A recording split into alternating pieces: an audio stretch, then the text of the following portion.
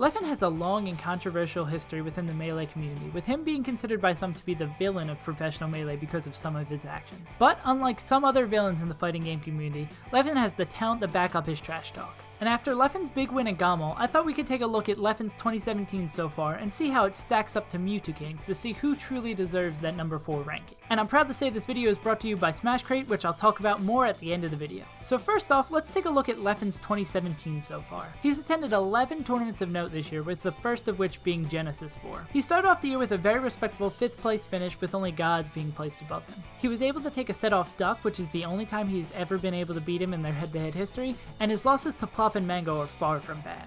Leffen's next tournament was a fairly small one in the form of LAN ETS, which he was able to take fairly handily. The only wins of note here were his 2 victories over Kirby Kaze and his 3-0 over Kage. Next for Leffen was Beast 7, a slightly larger event with many more top players. Leffen took second at Beast with wins over the Moon, Ice, and Drug Fox, and only suffered losses to Armada in 2 very close 2-3 losses in winners and grand finals. Getting this close to beating Armada twice at a tournament while knocking out a handful of notable players makes B7 a very solid addition to Leffen's resume for the year. This event was then followed by the second major that Leffen attended this year, Smash Summit. His 3rd place finish with him placing above 2 of the 4 gods in attendance is fantastic, especially with wins over Mew2king and Plup, and only close losses to Armada and HBox. After 2 solid performances in a row, we come to Leffen's arguably worst performance of the year at Full Bloom 3, where he came in 9th place. There should however be an asterisk next to his loss to SFAT, as he went Marth for the entire set, and Leffen has beat him 3-1, 3-0, and 3-0 the other 3 times they've met this year. Nonetheless, Full Bloom is a noticeable blemish on Leffen's 2017 scorecard. Next we have what would look like another bad placing with his 7th place finish at DreamHack Austin, but he only dropped sets to gods and fell victim to the bracket because of Chudat knocking Mango into losers earlier than expected. He did grab victories over Crush and SFAT, which helps support the fact that this 7th place finish really isn't as bad as it looks. On the subject of placings not being what they seem, we have Leffen's 5th place finish at Royal Flush, which is actually worse than his 7th place finish at DreamHack Austin. This would be because his wins are not as good, with Shroom being ranked 17th and SFAT being ranked 8th, and his loss to Drug Fox is much worse than either of his losses to Mew2king or Mango. He did have a close set with Hungrybox in winter semis, but this tournament was still worse than DreamHack for him. Then we probably have the best losers run we have seen all year at Smash and Splash 3.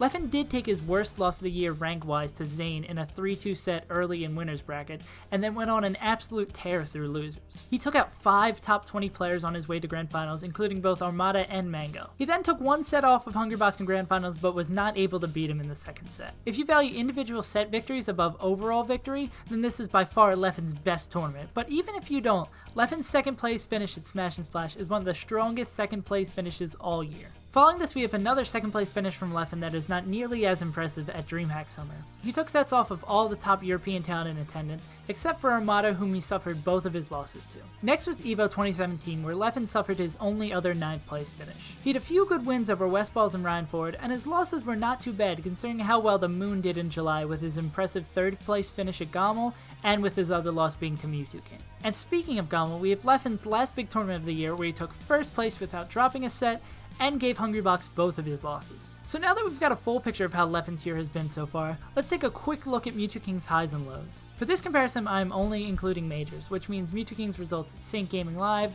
Smash Conference 69, and Tampa Never Sleeps are not going to be included. My rationale for this is Leffen does not have the accessibility to regularly play gods besides Armada and other top players without flying into the US. So if we were to include these smaller tournaments, we would essentially be punishing Leffen for not living in America and having visa issues. So with that being said, let's talk about Mew2king's best placings for this year, which were at CEO Dreamland, DreamHack Austin, and Genesis 4. As a comparison point, I would also like to bring up Mango's best placings so far this year, which have been Royal Flush, Genesis 4, and EVO. So first off, I think we can say that Leffen's win at Gamal should be at the least as valuable as Mew2king's placement at CEO, with Leffen's 2 wins against HBox being at least equal to Mew2king's wins versus HBox and Plop. Then we move to both players' 2nd placings, and it is indisputable that Leffen's Smash and Splash performance is better than Mew2king's, where Leffen was able to take a set off Armada, which Mew2king has not done this year.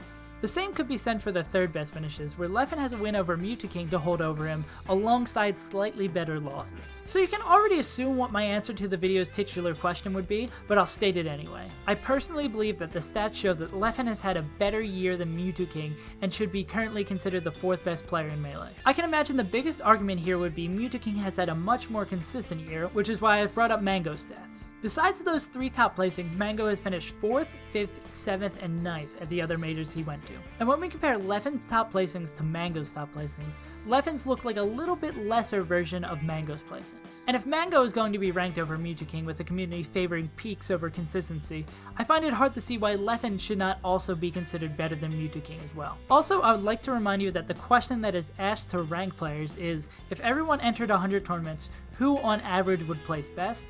And I think it is hard to imagine Mew2king winning a super major in the near future, but I think most would agree that Leffen could totally do it. But as always, I'd love to hear what you guys think down in the comments below. There's an awesome discussion in the comments for the last video, and I'd love to see that happen again. And before we end off this video, I want to give a shout out to my sponsor, Smashcrate. Not everyone is able to make it out to every tournament they want to go to, but Smashcrate is able to bring the tournament to you. Smashcrate sends you a monthly crate of Smash memorabilia that is actually created by fellow Smashers and is specifically tailored to your preference. So if you want to support an up-and-coming Smash-based business and artists within our community while getting some awesome merch for yourself, Smashcrate is a no-brainer. And if you follow the link in the description and use the code Untitled at checkout, you'll get 10% off your order. So yeah, again, thank you so much for Smashcrate for sponsoring me, and thank you guys so much for supporting me. I've been making YouTube videos, actually, yesterday it'll be 7 years since I've started making YouTube videos, and it's kind of sad that in the last month I've doubled the amount of subscribers that it took like 7 years to get. But nonetheless, I'm super happy. I'm really happy that you guys are enjoying the videos, and I'd love to hear what you guys want to see next. I'm trying to knock out all of the top 10, so I would probably want to focus on someone else in the top 10 so I can do like bigger, broader videos where I'm comparing like stats of all the top 10 to each other. But yeah, leave down in the comments or follow me over at SavesUntitled on Twitter. I post previews of what I'm going to be doing next over there. And if you guys have any questions, the YouTube comments are good for communicating with me.